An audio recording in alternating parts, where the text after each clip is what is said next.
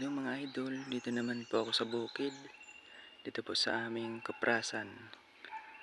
At ito po yung munting kubo namin mga idol.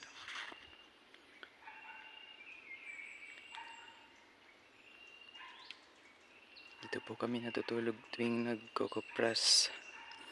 Dito po tayo sa loob mga idol. Ayan po yung sainga namin.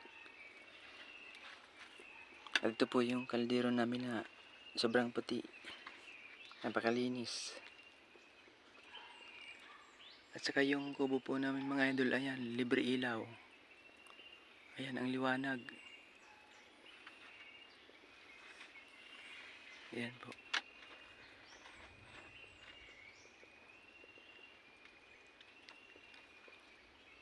Kaya nga pala mga idol, nandito ako lagi sa bukid kasi sa kadahilanan pong dito po yung mga uling namin. Yung uling pa ng bao. Kaya nandyan po sa taas.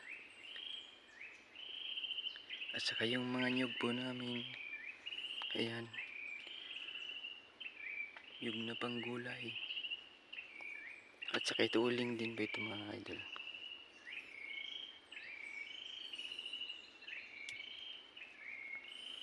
At saka ito po yung lagayan ng pangbalat ng nyug. Ayun po mga idol, dalawa po sila. Yun mga idol, sirang-sira na yung kubo namin kasi hindi na namin naayos sa sobrang daming trabaho.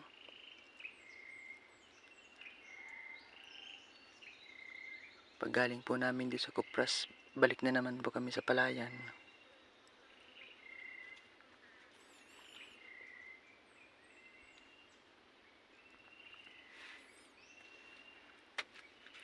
Dito po yung mga stock namin mga idol.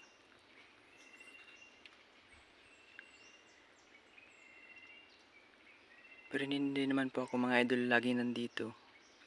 Tuwing may kukunin lang po, mga saging, uling, nyug.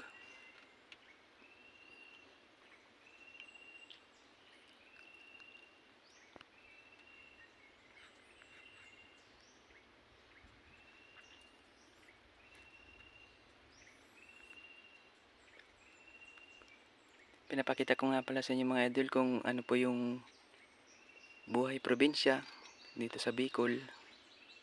Ganito po dito idol sa probinsya sa Bicol, sa bukid.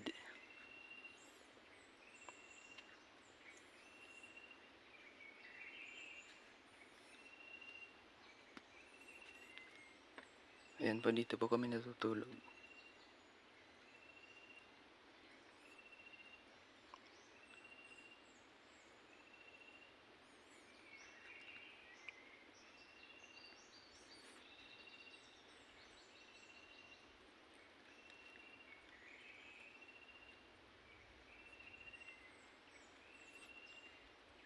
Comment na lang po mga idol yung mga nakaka-relate sa video ko pong ito. Yung mga nakaranas po ng pumunta sa bukid, gaya po nito. Maraming salamat po sa inyo mga idol sa panonood ng aking video.